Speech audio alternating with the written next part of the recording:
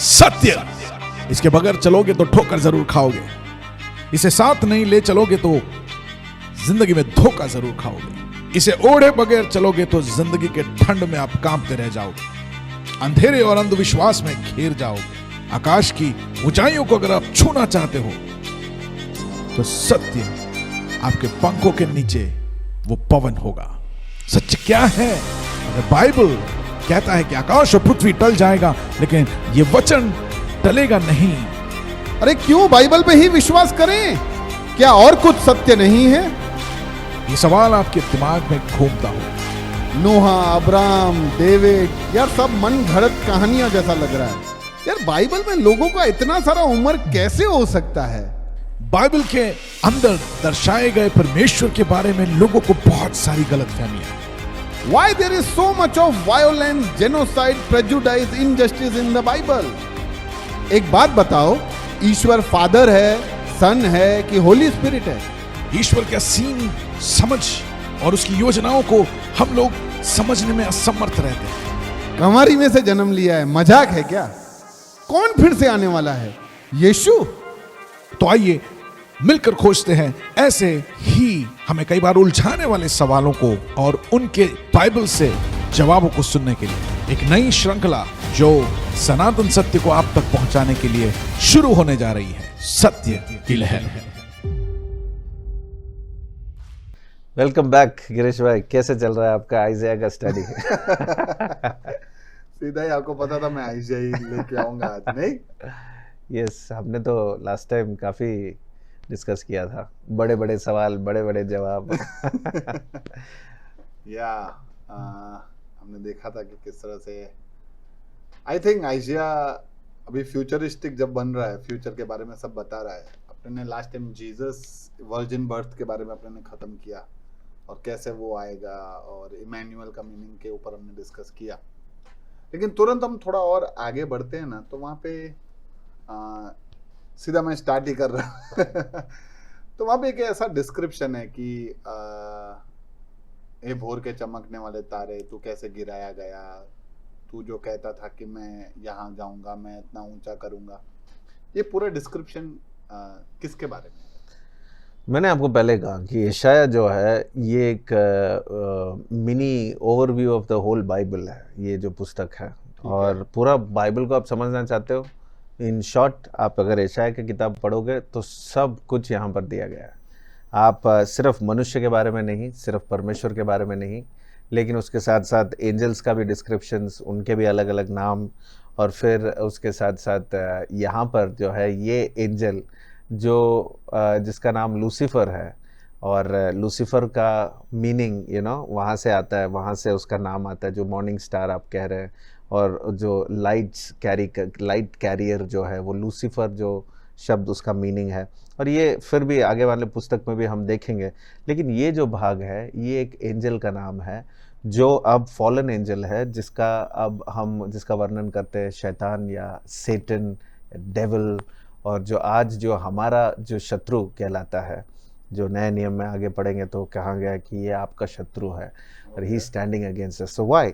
So he is where is this beginning coming from? तो ये अध्याय में 14 चैप्टर में हम देखते हैं, इसके बारे में यहाँ पर वर्णन किया गया है कि ये एक एंजल रहा है और परमेश्वर के उपस्थिति में रहा है, और वहाँ से लेकर वो गिरा। वो क्यों गिरा? क्योंकि उसके अंदर ऐसा एक घमंड, जैसे आपने वो वचन बताया कि उसके अंदर एक घमंड सा आ गया कि उसने कहा कि मैं परमेश्वर जैसा बनूंगा, ऊंचे स्थानों में खड़े रहूंगा, मैं वहाँ तक पहुँचूंगा जहाँ पर परमेश्वर है।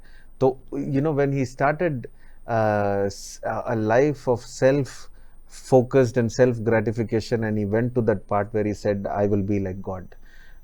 And that pride actually brought him down. और नीति वचन में अगर आपको याद है तो जो है जो गिरावट है और जो नाश जो है वो घमंड के बाद, यानी उसका रिजल्ट है, घमंड का रिजल्ट।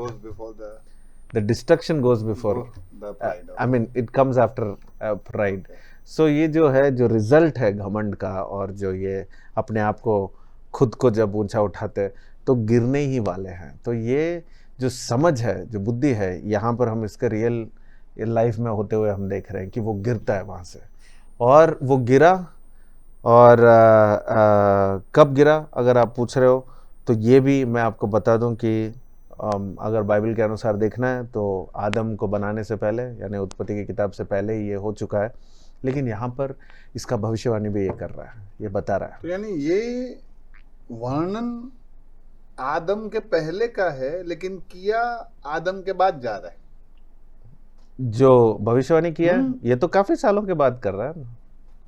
यानी अब इसलिए मैं कह रहा हूँ कि यशाया जो है ये आगे से पीछे हर जगह में वो ट्रांसपोर्ट होके वो सब कुछ बता रहा है ये हमको। तो जैसे मूसा को वो सब कुछ जेनेसिस के बारे में बताया गया, करेक्ट। सेम वे आइजिया को उससे भी पहले का बताया इसलिए गया। मैंने आपको कहा कि यहूदियों के बीच में आज यशाया को मूसा के साथ माना जाता है, मूसा, अब्राहम और उनके साथ रखा गया, क्योंकि यशाया का जो भविष्यवाणी है वो एक अलग लेवल पे वो भविष्यवाणी कर रहा है। यानी वो इतना कमिटेड और इतना परमेश्वर ने उसको रिवील किया है कि आज हम भी चाहेंगे कि हम भी ऐसा बनना चाहते हैं, लेकिन फिर उसका स्ट्रगल देखते हैं तो फिर पता चलता है कि नहीं, इतना तो नहीं। क्योंकि भविष्य वक्ताओं का जो लाइफ है वो हैवी प्राइस पे करना पड़ता है, और उससे उसका शुरुआत भी होता है कि वो कहता है कि मेरा मुंह, जैसे हमने वो एंजल का और उजिया राजा के बाद जब वो उसका डिस्क्रिप्शन देखा तो हम वहाँ पढ़ते हैं कि यशायाह बोलता है कि मैं कैसे बात करूंगा, मेरे जीभ तो, मेरे जुबान तो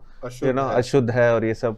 तो फिर परमेश्वर आग भेजता है, वो कोल भेजता है, कोल रखता है। तो ये सारा जो डिस्क्रिप्शन है उसके लाइफ में, वो रियलिटी में he is paying the price. So he is walking all his life with the burnt lips जैसा, you know, he is walking, he has a scar in his mouth, that's the price he pays to live for God. So भविष्यवक्ता जो reality में हम देखते हैं और आजकल जो देखते हैं वो बहुत आपको डिफरेंस पता चल जाएगा, क्योंकि the real prophet is one who lives out the message अपने लाइफ में। राइट। तो यानी ये पूरा जो डिस्क्रिप्शन है वो शैतान के बारे में है, शैतान के बारे में, द सेम जो एडम और ईव को टेम्प्ट किया। Yes, exactly. जो उत्पत्ति की किताब में जो वर्णन किया गया है, जो यू नो स्नेक के सरपेंट के रूप में आया। तो लेकिन ये जो फॉल हुआ है उससे पहले हो गया, क्योंकि वो कैसे धरती में कैसे आया, क्योंकि वो वहां से गिरा और वहां गिरा तो धरती में ही आया। Okay. Though he went to the deepest pit, यानी पिट और कहीं नहीं है, यहीं पर है। अच्छा, तो फिर इसका यानी इसका स्टार्टिंग में से मॉर्निंग स्टार करके क्यों बोला गया? हाँ, तो ये डिस्क्रिप्शन जो है, इसका जो वर्णन है, परमेश्वर ने जिसको भी बनाया, यानी देखिए आप एंजल्स को बनाया तो angel look very glorious, the way describe जैसे किया है बाइबल में। यहाँ पर भी सेराफिम और यू नो चेरुबिम के बारे में हम पहले भी पढ़ते हैं, यहाँ सेराफिम के बारे में पढ़ते हैं, बहुत सारे डिस्क्रिप्शन। और जब हम देखते हैं कि एंजल्स, स्वर्गदूतों को कैसे बनाया है, तो ये बहुत हेवी, बहुत ब्राइट और बहुत शाइनिंग लाइट, ऐसा लाइट जो हम देख भी नहीं पाते। Angels also carry so much light.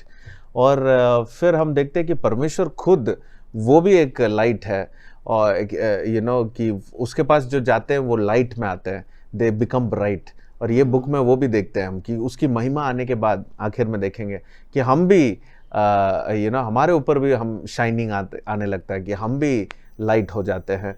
तो यशायाह ने ये सब वर्णन कर दिया है। और शैतान के बारे में भी यहाँ पर, लूसीफर के बारे में भी यहाँ पर ऐसे कहा है, क्योंकि परमेश्वर ने ऐसा बनाया एंजल्स को। और ये एक स्पेशल एंजल जो बना है परमेश्वर की उपस्थिति में, he is called as a morning star. Morning star is related with light and it's also related with fire. That's how God has made you know the angels. God has made you know all of us in a sense. वो भी मैं बाद में आपको बताऊंगा कुछ सारी बातें जो वचन संहिता में भी लिखा है, कि परमेश्वर ये आग से रिलेटेड ही वो अपने आप को वर्णन करता है। जैसे कंज्यूमिंग फायर हमने पहले पढ़ा है उसके बारे में, जैसे उसका नाम वर्णन किया, परमेश्वर का नाम, he is a consuming fire. तो वो फायर और ये जो लाइट, अब पुराने ज़मानों में लाइट आप कैसे समझोगे? जैसे आज हम बल्ब और ट्यूबलाइट और ये सब हम सोचते हैं, वही flames, it's the flames. So flames are what? Fire. So fire is how you will understand light, and that is how they are. The morning star बोले, सन बोले, अब वो सब क्या है? What is sun today? Sun, what is happening? It's blazing fire. तो आज हमको वो लाइट दिख रहा है कितना अच्छे से। आज जो लाइट्स हम बनाते भी है, क्रिएट भी करते हैं, वो सन को देखकर, मून को देखकर ऐसा डिम और ब्राइट ऐसे सब करते हैं, लेकिन actually it's fire right there. Right. Super है यार। यानी खाली लाइट नहीं है, फायर भी है। और the reflection of fire. Okay, see the moon and the stars are reflecting the fire. अब वो खुद तो फायर नहीं है उसमें, लेकिन they reflect the fire, reflect the light. अब जो लाइट को रिफ्लेक्ट करते हैं, they become shining. It's a morning star. When you talk about, there is many descriptions about this. Morning star is something that you start your day with, understanding. Morning star, so something to start with, something that is admired, something that is looked upon, the first thing that you, so इतना ऊंचा परमेश्वर ने Lucifer को रखा, पर वो उससे भी ऊंचा जाना चाहता था जो परमेश्वर ने उसको नहीं दिया।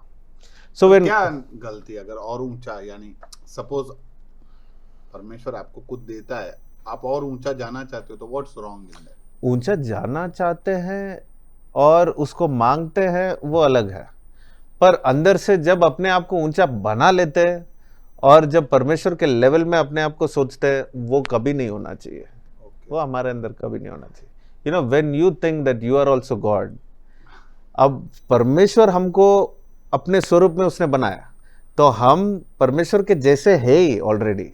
लेकिन जब, यानी ये तो फर्स्ट टेम्पटेशन जैसा ही हो गया, जब वो गिरा, वो सर्प ने भी वही बोला कि पता है तुम ये फल खाओगे तो तुम परमेश्वर के समान बन जाओगे। परमेश्वर, सेम चीज जो वो खुद जो गिरा, उसको पता है कैसे गिरते हैं लोग।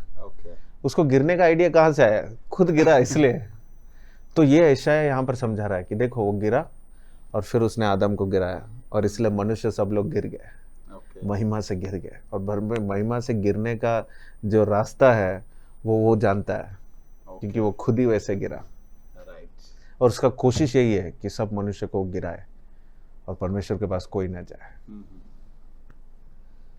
राइट, यानी एक घमंड, यानी उसके अंदर मैं ऐसा पढ़ रहा था कि ऐसे लिखा था कि तू तो सोचता था, यानी just he was thinking, no, यानी अपना सोच पे भी कंट्रोल होना चाहिए। परमेश्वर ने साफ कह दिया है बाइबल में, और हमने सैमुएल में पढ़ा था कि मैं मनुष्य जैसा नहीं देखता हूँ, मनुष्य तो बाहर की रीति से देखता है। हाँ, ये भी मैंने पढ़ा था कि तुम्हारे जैसा सोच मेरा सोच नहीं, तुम्हारे जैसा राह मेरा राह नहीं। हाँ, उसमें हम आएंगे। वो तो यस, वो ऐसा वचन कहते हुए उसके बाद भी एक समझ है, वो मैं आपको कहूँगा। राइट। अच्छा, एक जगह पे मैं ऐसा देख रहा हूँ कि अभी ऐसा लिखा है यार अभी कि वो नंगा होके, नेकेड बन के ऐसा जाके प्रीच करता है, बेयर फुट। तो वाई अभी प्रीच करो, अभी कोई बोले नेकेड होके प्रीच करो, तो फिर वो सीधा नेकेड होके प्रीच करता है। और समझो 1 आध 2 दिन 3 दिन, काफी सारे ऐसे ईयर्स के बारे में मेंशन है। अभी मुझे पता नहीं वो पूरे साल ऐसा रहा, सारे साल, बट लिखा है कि, तो यानी क्या है? परमेश्वर अभी भविष्यवक्ताओं को वो भेज रहा है लोगों को समझाने के लिए। कुछ लोग बातों से समझते हैं, कुछ लोग देखने से समझते हैं, कुछ लोग जब कुछ ऐसा, उस जमाने में देखिए टीवी और जो मीडिया, जो फोटोज है, पिक्चर्स है, वीडियोस है, जैसे आज हम कुछ एनिमेशन बना के दिखा देते हैं तो हम समझ जाते हैं कि अच्छा ऐसा हुआ होगा। अच्छा, समुद्र 2 भाग कैसे हुआ, तो ग्राफिक में दिखाते हैं कि समुद्र 2 भाग, तो हम समझते हैं अच्छा ऐसा हुआ होगा, वाह कितना अच्छा है। तो उस जमाने में ऐसा कुछ नहीं था दिखाने के लिए, तो खुद ही अपने जीवन को ऐसा बना लेते थे। और परमेश्वर ऐसा कराता था ताकि लोग समझे, सुनने से और देखने से भी। तो उनको दिखाने के लिए कि तुमको क्या होने वाला है अब, कि तुमको कैसा मुश्किल उठाना पड़ेगा, कि तुम्हारे जो शर्म को बचाने वाले जो वस्त्र है, यानी the Shem that is being covered with the clothes, अब वो कपड़े फाड़े जाएंगे और फिर तुमको ऐसा खड़ा रहना पड़ेगा जैसे तुम्हारे ऊपर कोई भी वस्त्र ना हो। तो यशायाह को वैसा करके जाना पड़ रहा है अभी। और भविष्यवक्ताओं का स्पेशलिटी यही है। और ये तो कुछ नहीं, ये तो अभी शुरुआत हो रहा है। आने वाले पुस्तकों में आप देखोगे कि उनका लाइफ ही एक मैसेज बन जाता है कि इजराइल ऐसा है, इसलिए तुम ऐसे हो। और कोई सवाल नहीं, भविष्यवक्ता कोई सवाल नहीं पूछ सकता, परमेश्वर थोड़ा कंसिडरेशन करो एटलीस्ट। वो उसका हिम्मत कैसे हुआ होगा कि चलो ठीक है। That's the calling of profits, कि उसमें हिम्मत नहीं है तो प्रॉफिट कोई हो ही नहीं सकता। प्रीस्ट का तो अलग ही है लाइफस्टाइल, लेकिन प्रॉफिट का लाइफस्टाइल जो है वो चाहे कुछ भी समझ ले लोग, लेकिन मैसेज जाना चाहिए। और मैसेज कैसे? सिर्फ शब्दों से नहीं, जीवन से ही। एक और जगह पे मैंने पढ़ा कि I will send voice of one calling in the wilderness, यानी जंगल में एक आवाज को मैं भेजूंगा, मतलब ये भी जीसस के बारे में है। नहीं, तो ये जीसस से पहले जो मरुभूमि में जो आवाज जो बुलाएगा उसके बारे में वर्णन किया है। जो जीसस से पहले उसका कजिन यानी उसके बारे में हम आगे पढ़ेंगे, जिसका नाम है यूहन्ना, जॉन, जिसको बहुत फेमसली बाइबल में जॉन द बैप्टिस्ट से कहा गया है, क्योंकि वो बैप्टिज्म देने लगा सबको। उसके बारे में सब हम बात करेंगे। लेकिन ये जो जॉन है जो रास्ता खोलता है मिसाया के लिए, उसके बारे में यहाँ पर कहा गया है। यानी सिर्फ यीशु के बारे में नहीं, यीशु से पहले आने वाला जो वॉइस है जो यहूदी लोगों के लिए, उसके बारे में भी कहा गया है। और ये जब नया नियम में हम देखेंगे शुरुआत में एक पुस्तक में, तब वहाँ पर दिया गया है कि ये वचन यहाँ पूरा होता है। अच्छा, जब यूहन्ना उठकर प्रचार करता है, और वो उसी जगह से प्रचार करता है जैसे यहाँ पर वर्णन किया, एक जंगलों के बीच में से, और लोग उसको सुनने के लिए जंगलों के अंदर जाते थे। यानी अपने अपने घर से जो लोग हैं उनके पास नहीं जाते थे। हम कैसे आजकल कैसे कि हम लोगों तक पहुँचते हैं, हम उनके मीडिया में आते हैं, वो टीवी हो या फोन्स हो, और उसमें जाकर हम उनको दिखाते हैं कि ये कहानी है, ये कहानी नहीं है। लेकिन यूहन्ना जो है, जो यहाँ पर वर्णन किया गया है, जंगलों से वो चिल्लाता था और लोग भाग भाग कर उसको जाके सुनने जाते थे और मन फिराते थे और सीधे रास्ते में आ जाते थे। पर उसके बारे में यहाँ बताने का क्या जरूरत है? एवरीथिंग, इसलिए मैंने आपको कहा कि पूरा बाइबल आपको जानना है एशिया का किताब आप पढ़ लीजिए, आपको एक आइडिया, ओवरव्यू मिल जाएगा। राइट। फिर एक जगह पे ऐसा दिखाया गया है कि यानी वहाँ ऐसा समझ तो आ गया मेरे को कि कौन है जो पूरे सागर को यूं चुल्लू में भर लेता है, कौन है जो आकाश को ऐसे बित्ते से नाप लेता है।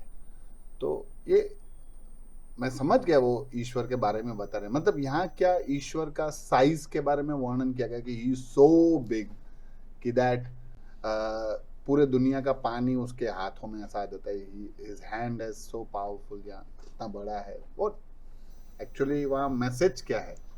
मैसेज ये है कि देखो, ऐसे बहुत सारे चीज़ें हैं जो हम समझ नहीं पाएंगे। परमेश्वर जितना बड़ा है और हम जितने छोटे हैं, बस मान लो कि आप उस पर निर्भर बने रहो।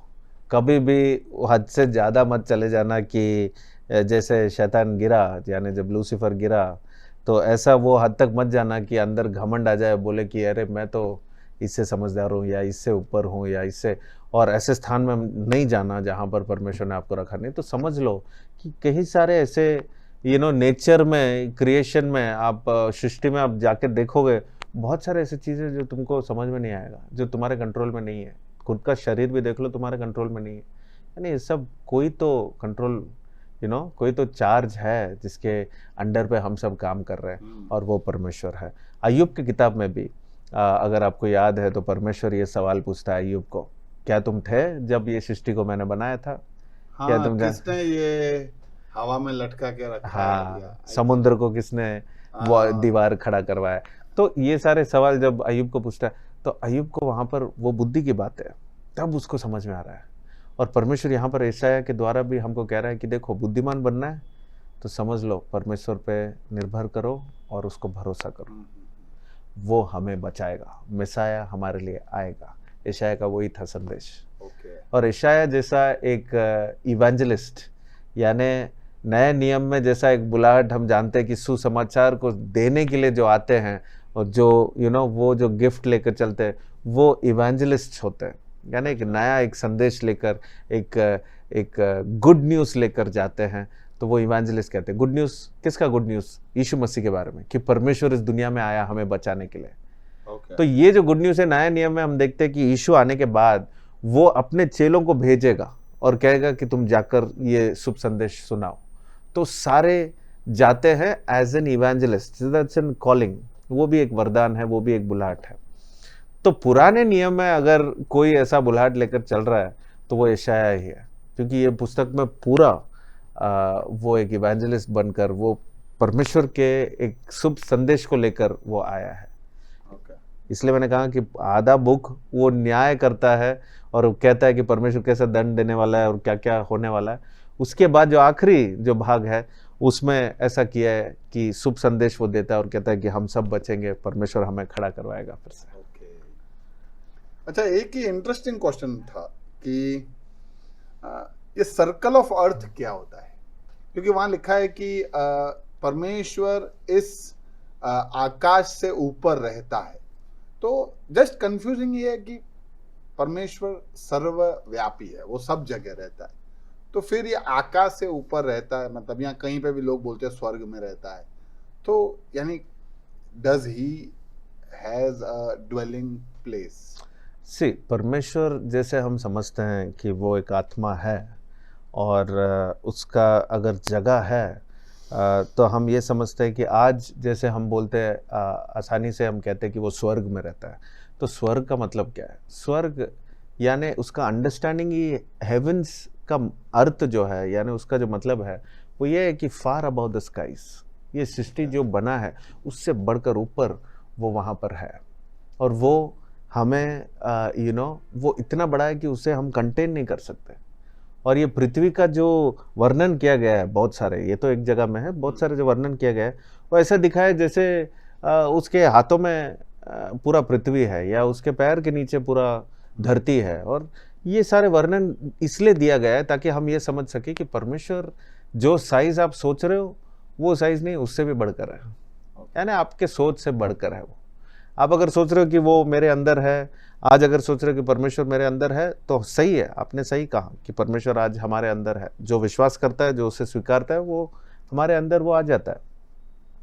लेकिन उसी के साथ साथ उसके साइज को इतना लिमिट मत कर दो कि वो मेरे अंदर है तो वो इतना साइज का है, वो मुझसे छोटा है, ऐसा सोच नहीं होना चाहिए। और जैसे आप कह रहे सर्वव्यापी, यानी हर जगह में हुआ, हर जगह में है, तो उसका भी समझ सही होना चाहिए। हम एक दिन उसके बारे में अच्छे से डिस्कस करेंगे। एक जगह पे ऐसा लिखा था कि एक ऐसा समय आएगा जहाँ पे हर घुटना झुकेगा, मतलब यानी क्या कहना चाहता है वहाँ पे? क्यों झुकेगा? कौन सा समय आएगा? ये जैसे मैंने कहा कि एक शुभ संदेश यशायाह यहाँ पर लेके आ रहा है, तो एक भाग उसका ये है कि जितने भी लोग उसको आज इग्नोर कर रहे हैं, नकार रहे हैं और कह रहे हैं कि नहीं, हमें नहीं सुनना, हमें सुसमाचार नहीं चाहिए, या हमें ऐसा परमेश्वर की जानकारी हमें पता नहीं है और हमें पता भी नहीं करना है, जो सब मैं जानता हूँ, जैसे मैं जी रहा हूँ मैं वैसे ही जीना चाहता हूँ, ऐसा वैसा कोई नहीं है, ये सारे सोच के साथ जो आज भी मनुष्य, आज भी लोग हैं, तो उन सारे लोगों के लिए एक भविष्यवाणी यशायाह दे रहा है। ऐसा दे रहा है कि देखो आखिरी दिनों में वो सारे लोग अपने घुटने टेकेंगे और वो झुकेंगे परमेश्वर के सामने, क्योंकि वो देखेंगे परमेश्वर को और वो जान लेंगे कि परमेश्वर एक ही है। तो ये संदेश वो पहले से है, इसलिए मैंने कहा कि वो एक भविष्यवक्ता ही नहीं, वो एक इवेंजलिस्ट भी है, सुसमाचार। तो ये वहाँ इजराइल को दे रहा है कि हमको दे रहा है? वहां भी दे रहा है और आज के लिए हमको भी दे रहा है। ये बाइबल के पुस्तक जो है, हर एक पुस्तक जो है, सिर्फ इतिहास में क्या हुआ है सिर्फ वो दिखाने के लिए नहीं है, यानी आज जब हम उसे पढ़ते हैं वो हमारे लिए एक वार्निंग हो जाता है, एक ब्लेसिंग हो जाता है, या एक वादा बन जाता है कि हमको भी ऐसा करने वाला है, या तो एक हमारे लिए एक फ्यूचर, एक भविष्यवाणी बन जाती है कि हमारे जीवन में ऐसा ही परमेश्वर करेगा। तो इसका जो अंडरस्टैंडिंग और जो हमारा रिसीविंग एंड होना चाहिए वो हर प्रकार से हमको देखना चाहिए कि परमेश्वर, हाँ, उस दिन में, उस समय में परमेश्वर ने उनके साथ ऐसा किया और आज भी वो हमारे साथ ऐसा ही करेगा। इसलिए बाइबल स्पीक्स टू एवरीवन, वो सबसे बात करता है। That's why it's not just a historical book. इतिहास में जो हुआ है बस वो ही नहीं कह रहा है। यशायाह तो आने वाले दिनों के बारे में और हमारे बारे में भी सोचकर वो कह रहा है कि वो सारे लोग घुटने टेकेंगे और वो जानेंगे। तो ये नया नियम में भी हम देखेंगे कि ये वचन फिर से भी रिपीट होगा। ओके, तो क्या मेरे को लगता है इसलिए ऐसा लिखा है कि इजराइल, यानी एक यहाँ जेंटाइल वर्ड यूज किया है। जेंटाइल यानी क्या? हाँ, तो इजराइल के बाहर, इजराइल लोगों के अगर वो लोग को छोड़कर अगर पूरे दुनिया को अगर फिर से एक भाग, अगर उनको एक आइडेंटिटी देना है तो उनके लिए वो नाम दिया है जेंटाइल्स। तो इसीलिए कहा गया कि Israel becomes the light to gentiles. Yes, तो दे बिकम द लाइट, क्योंकि मैसाया यहाँ पर आ रहा है, इजराइल को दिया गया है, इजराइल को चुना है। इजराइल कौन है? अब्राहम का पोता, अब्राहम, इसहाक और फिर याकूब। याकूब का नाम ही बदला था इजराइल। तो इजराइल के 12 गोत्र, जिसमें से 10 एक साथ चले गए और 2 एक साथ आ गए। तो यहाँ पर इजराइल और यूदा है, और इजराइल और यूदा को यहाँ पर यशायाह कह रहा है कि देखो, इजराइल जो है एज अ होल, इजराइल जो है यानी दोनों को मिलाकर 12 गोत्र जो है, ये पूरे दुनिया के लिए, यानी पूरे दुनिया यानी जेंटाइल्स के लिए, जो लोग परमेश्वर के बारे में नहीं जानते, जो बाकी सारे देश, जो बाकी सारे लोग हैं, उनके लिए ये एक मार्गदर्शन हो जाएंगे। तो यानी ये प्रूव कर देता है कि ईश्वर सबके लिए, परमेश्वर सबके लिए। परमेश्वर देखिए, इसलिए मैंने आपको कहा कि पहले भी मैंने आपको कहा है कि पृथ्वी में वो जो भी करना चाहता है, इस दुनिया में जो भी करना चाहता है, वो मनुष्य के द्वारा ही करता है। और इसलिए जब उसने इजराइल को चुना, इसलिए नहीं क्योंकि इजराइल स्पेशल है, याद है हमने ये डिस्कस भी किया था, इसलिए नहीं कि इजराइल स्पेशल है, पर इसलिए क्योंकि वो सब पूरे दुनिया स्पेशल है, और वो सबको कहना चाहता है कि मैं ही परमेश्वर हूँ। और ये संदेश वो इजराइल को चुनता है बोलने के लिए, और इजराइल को बताने के लिए यशायाह को चुन रहा है। ओके। फिर मैं देख रहा हूँ कि ऐसा डिस्क्रिप्शंस दिए हुए हैं कि आई थिंक वो क्राइस्ट के सफरिंग के बारे में है, कि वो उसको मारा जाएगा, उसको पीटा जाएगा, उसको तिरस्कारित किया जाएगा, उसके मार खाने से हम चंगे हो जाएंगे।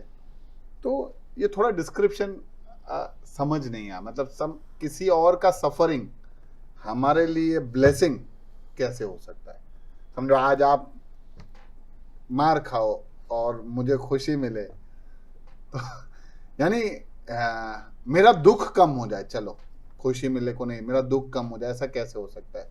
दुख कम हो जाए, ये जो समझ है, ये पुराने नियम में आप पहले से ही देखेंगे कि ये कैसा इसका जो समझ है, कैसे मनुष्य के बीच में परमेश्वर ला रहा है।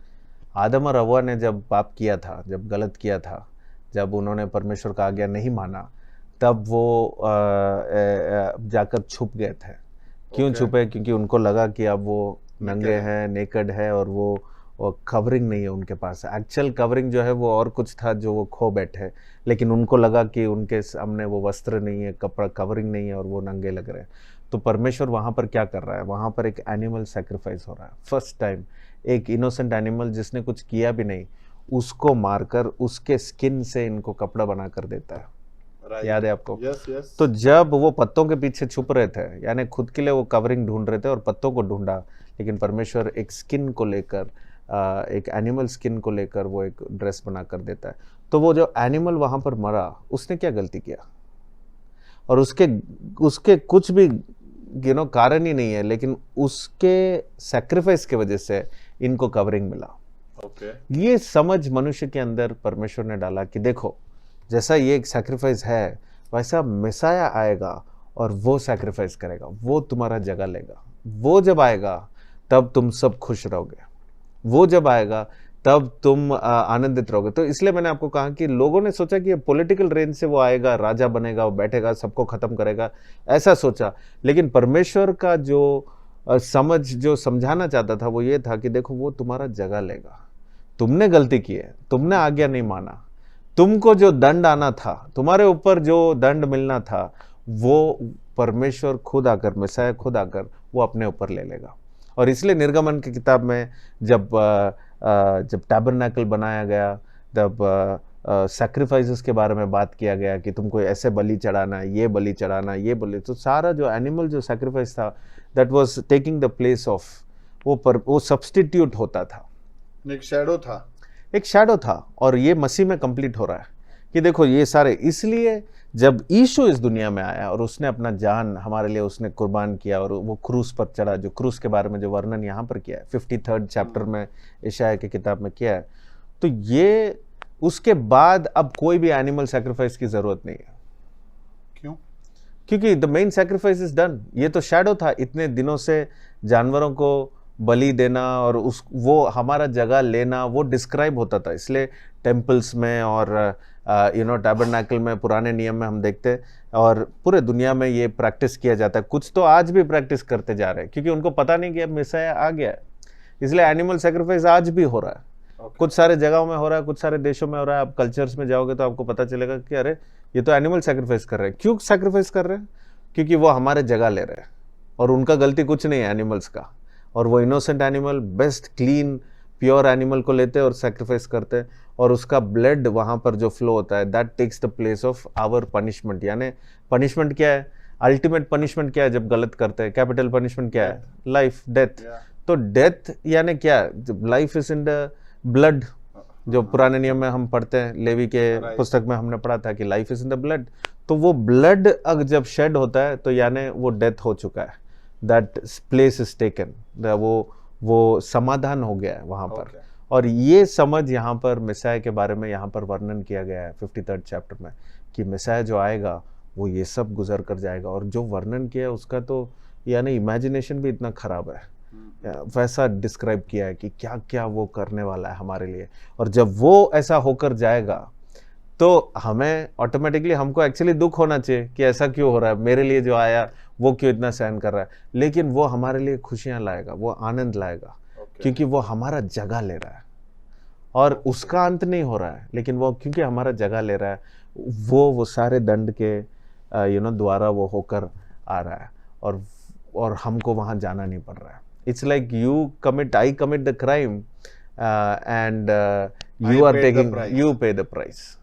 और ये रिडीमिंग कॉन्सेप्ट, ये जो छुड़ाना, ये जो कॉन्सेप्ट है, ये हमने एक पुस्तक में भी पढ़ा था, अगर आपको याद है तो, जो रिडीमर वाला, बोआज वाला, यस, जो बोआज वाला पढ़ा था। तो वो रिडीम जैसा you buy it, you pay the price and take it. गलती किसी ने किया, वो बंधन में फंसे, लेकिन हमने पैसा देकर खरीद लिया। तो ये रिडीमिंग जो अंडरस्टैंडिंग है, सैक्रिफाइस जो अंडरस्टैंडिंग, ये सब यहाँ पर मिसाया में कंप्लीट होता है। तो इसलिए पुराना नियम पूरा एक शैडो है जो क्राइस्ट में फुलफिल होता है, जो जीसस क्राइस्ट में फुलफिल होता है।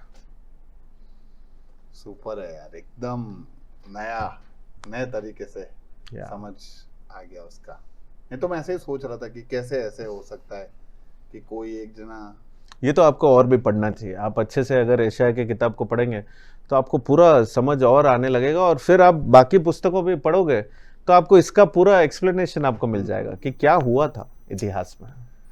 ठीक है, और भी पढ़ूंगा, और अगर कुछ यशायाह से और कुछ सवाल होंगे तो मैं डिस्कस करता हूँ नेक्स्ट वीक। जरूर गिरीश, चलो मिलते हैं। God bless. Thank you. सत्य, इसके बगैर चलोगे तो ठोकर जरूर खाओगे। इसे साथ नहीं ले चलोगे तो जिंदगी में धोखा जरूर खाओगे। इसे ओढ़े बगैर चलोगे तो जिंदगी के ठंड में आप कांपते रह जाओगे, अंधेरे और अंधविश्वास में घिर जाओगे। आकाश की ऊंचाइयों को अगर आप छूना चाहते हो तो सत्य आपके पंखों के नीचे वो पवन होगा। सत्य क्या है? अगर बाइबल कहता है कि आकाश और पृथ्वी टल जाएगा, लेकिन ये वचन टलेगा नहीं। अरे क्यों बाइबल पे ही विश्वास करें? क्या और कुछ सत्य नहीं है? ये सवाल आपके दिमाग में घूमता हो। नोहा, अब्राहम, डेविड, यार सब मन घड़त कहानियां जैसा लग रहा है। यार बाइबल में लोगों का इतना सारा उम्र कैसे हो सकता है? बाइबल के अंदर दर्शाए गए परमेश्वर के बारे में लोगों को बहुत सारी गलतफहमियां। Why there is so much of violence, genocide, prejudice, injustice in the Bible? एक बात बताओ, ईश्वर फादर है, सन है कि होली स्पिरिट है? ईश्वर की असीम समझ और उसकी योजनाओं को हम लोग समझने में असमर्थ रहते हैं। कमारी में से जन्म लिया है, मजाक है क्या? कौन फिर से आने वाला है? यीशु?